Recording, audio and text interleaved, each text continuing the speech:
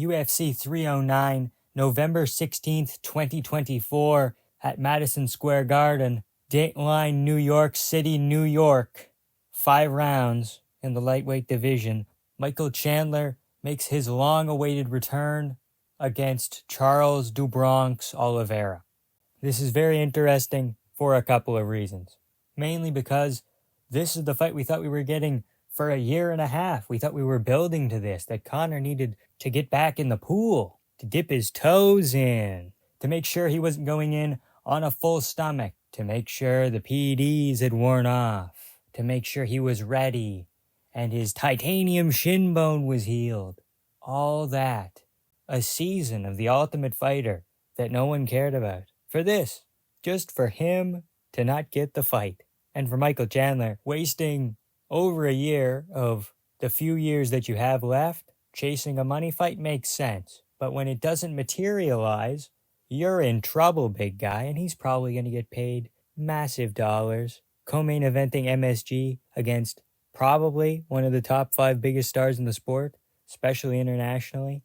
You're going to get paid the big bucks, but you're not getting paid McGregor-level money.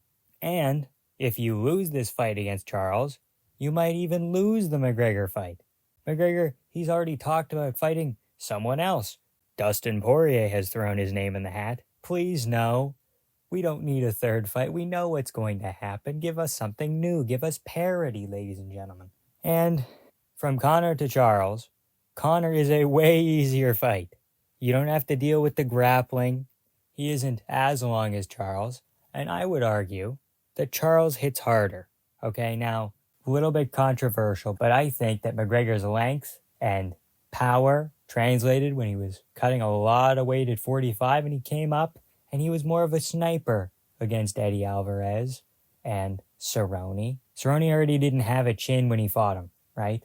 And Charles has this weird, technical, God-given power where every shot is thrown with intent. You can say the same about McGregor, but it isn't the same. And then, of course, wouldn't have to deal with the grappling. And that seems like it's Michael Chandler's main weakness is the grappling. I mean, the McGregor fight, when the odds are out, it was pretty close to even because they both have a puncher's chance, and McGregor had already been out for a year. Michael Chandler versus Charles Oliveira 1 was a phenomenal fight. One of the first full pay-per-views that I watched top to bottom, and it is phenomenal. It's a phenomenal card in Houston. But this fight in particular really jumps out because it was back and forth in the first round, because Michael Chandler did a very good job at neutralizing Charles in the first, again, jumping with him on his back, which wasn't really smart, but he figured it out, and knocking Oliveira down. And there's an argument to be made that Michael Chandler could have won the fight. Maybe a different referee, maybe a couple more shots if he zigged and didn't zag. There's a moment on the ground where Charles is ducking his head from side to side, and if he puts it the wrong way, he's eating a hook on the ground. And then he comes out in the second round like a man possessed, and he knocks him out badly. He has Chandler running for his life, backpedaling, and then turning and running into a left hook. 3 years later, both men are older, and I would like to say that they're wiser, but I don't know about Michael. I don't know if he wants to start using his fight IQ, because we've seen him in Bellator that he can be smart. He can be calculated. He can work to a game plan. He can wrestle pretty well. We see that every once in a while. He suplexed Benson Henderson. That's impressive. He single-legged Justin Gaethje and, I believe, Poirier. He kind of got really low and lifted him up. So obviously, wrestling, Chandler wins. Grappling, Oliveira wins. And that's a known Chandler weakness. So then we go to the striking. And I think it goes the same as the second round. And I think he catches him in the first or second round. Of course, counting out Michael Chandler is dumb. Don't do it. We've done it before. But he did get knocked down by Tony Ferguson. So nothing is really out of the realm of possibility. The Conor McGregor matchup isn't fully off the table. Conor did a BKFC press conference where he's like talking about how he still wants to be active and how he wants to do a boxing fight or a bare knuckle fight. And I just think that's silly. I think you should fully focus on getting better and facing the winner of an Oliveira, Michael Chandler. Because Oliveira wants the McGregor fight. McGregor wanted the Oliveira fight when he fought Poirier the third time. I think it makes sense. And I think you get to reignite the McGregor versus Brazil rivalry that he had with Jose Aldo and Rafael dos Anjos. But Conor's not doing well. You see it in the footage. He's out drinking. He's out partying all the time. And he just looks swollen. And that's booze. That's what booze does. And drugs.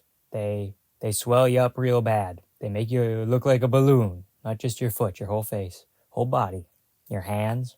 And I wish that he would focus. He talks about focus and he talks about discipline a lot. He talked about it in that press conference, how he's going to stay disciplined and get a good camp going. But I don't see it happening. And every time we see one of these videos of McGregor out partying and he's doing a line, you know he's doing lines off of mirrors, off of iPhones, with bills, with credit cards, the whole deal, the whole kit and caboodle, the whole shebang. And it's sad because this is a man that at one point in time was like top 5 all time. We're like, oh, double champ. No one's ever done that before. That's crazy. Same time, beat Jose Aldo, top 10 all-time fighter. Beat Eddie Alvarez, top 100 all-time fighter. Almost beat Khabib, top 5 all-time fighter, top 10 all-time fighter. Maybe top 20 if you want to be a Khabib slanderer. And we thought for a long time that McGregor would just be waiting Michael out for a year, just like McGregor, where their ring rust would even out and then it would be a closer fight because Michael wouldn't have been active. But now this throws the whole thing out. So if Chandler goes out there in 2 months' time, abbreviated camp, 8 weeks, and he knocks out Charles Oliveira early, and he's healthy, he wants to fight for the title. He wants to fight the winner of Islam Arman. Hell, depending on how dominantly he beats Oliveira, which is pretty up in the air, I don't think it'll be a first-round KO for Chandler. And I don't think he'll come out unscathed. The only person who's come out and beat Oliveira without a scratch is Islam Makhachev. I don't think that Chandler is quite on that level, but nothing is impossible in this sport, and I think if he comes out of there without a scratch, I think he jumps him. Because the Makhachev fight isn't happening until 2025, maybe February, March. That's enough time to heal up, get a quick training camp in. Again, you want to prepare more for an Islam Makhachev, but I personally don't see it happening. I think the matchup is going from bad to worse, from McGregor to Charles Oliveira. I think McGregor was the chance to get a win, like a Tony Ferguson, like a Dan Hooker, name value, more name value than them, probably the most name value. And then you take that and you take another fight because the top of the lightweight division is clogged up with old people and all they do is fight each other. You've seen the Instagram post or the Twitter thread or whatever it is of Oliveira, Gaethje, Chandler, Poirier, and they all just fight each other and they all just have rematches all the time. And no one lets down the ladder for another guy. So he'll probably have to run through another one of them and then maybe he gets a title shot.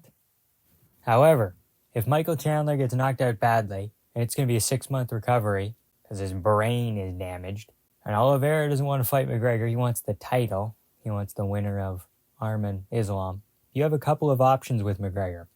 If Holloway loses, you run the rematch, and that's fun. He'll probably lose to Holloway because someone with cardio and a chin are McGregor's kryptonite.